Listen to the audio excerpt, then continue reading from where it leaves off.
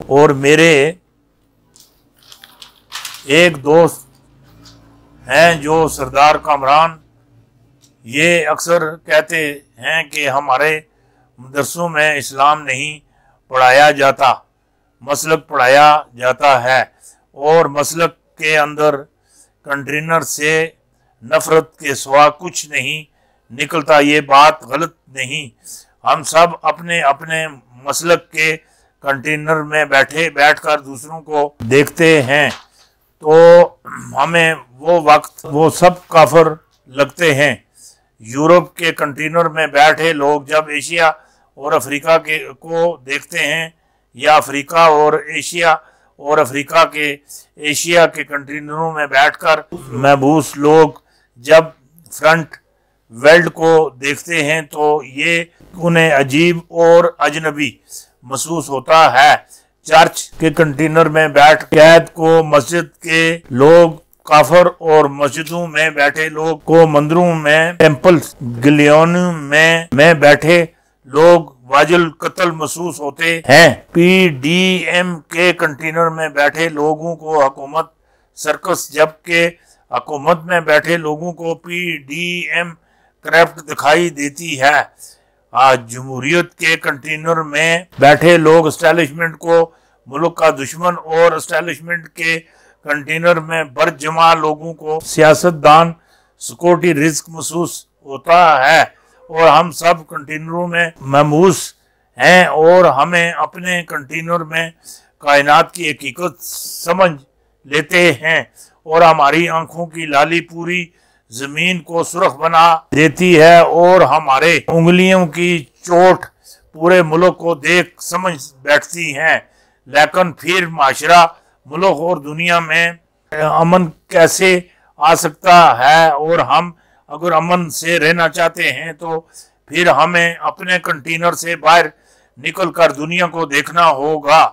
हो सकता है कि बाहर की हकीकत हमारे अंदर की हकीकत से मुख्तलिफ हो, असल रियलिटी मुकम्मल तौर पर मुख्तलिफ हो। मैं हर हुकूमत से अर्ज करता रहता हूँ, आप किसी न किसी तरह पाकिस्तान के लिए किसी मुल्क की सरहद खोल दें। आप ईरान खोल दें, आप अफगानिस्तान खोल दें, आप चीन या फिर भारत खोल दें।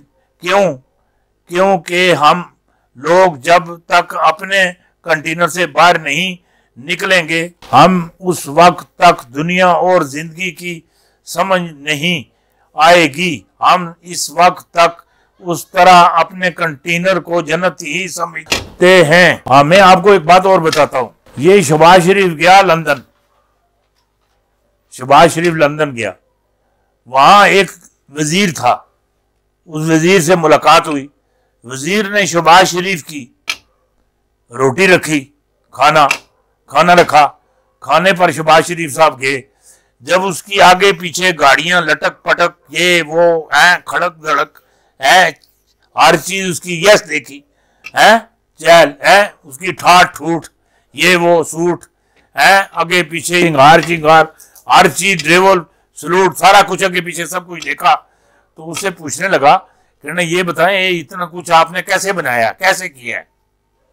वो जो बरतानिया का वजीर था उसने कहा ये बारी से जरा पर्दा हटाओ, बारी से पर्दा हटाओ। उसने बारी से पर्दा उठाया। उसने कहा ये सामने देखो क्या नजर आ रहा है? कहना मुझे पुल नजर आ रहा है। ये पुल मैंने तामीर किया है, ये पुल मैंने तामीर किया है और इस पुल को मैंने तामीर किया है, इसमें से मैंने ये खड़क धड़क निकाली है। पुल भी बनाया और खड़क धड़क भी बनाई है।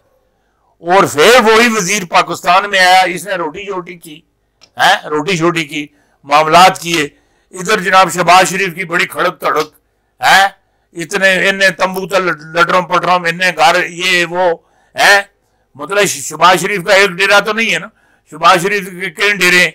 उसने उसकी रोटी की एक आलीशान जगह पर, बेहतरीन।